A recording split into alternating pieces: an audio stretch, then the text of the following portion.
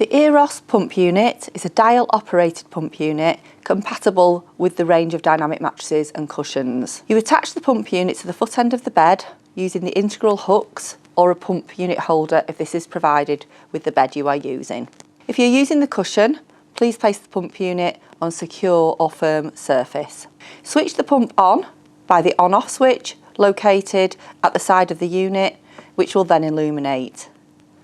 And on setup, the low pressure light will flash intermittently until full inflation is achieved, and then the normal pressure light will be illuminated.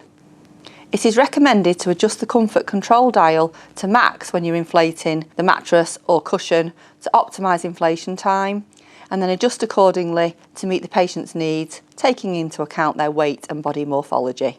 To use the pump unit controls, we have a weight range comfort control dial.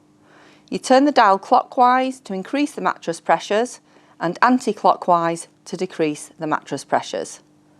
Before changing the control and the pressure settings, clinical judgment is required. To create a stable surface for care activities, the patient getting in and out of bed or moving within the bed, press the static button to set the air within the mattress to stay static. The light will indicate static mode is now selected, and all the cells will be uniformly inflated. The system will not revert back to alternating mode automatically, so it is important to then press the static button again on completion of care tasks to reinstate the alternating mode. An audible alarm will sound when the pressure within the system is low.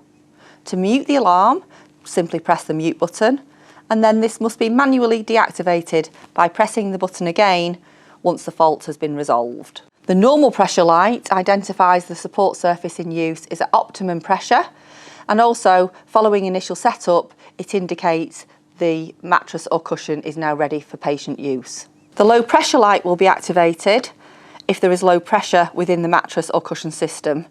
Check if the connections are secure and correctly installed according to all the relevant instructions.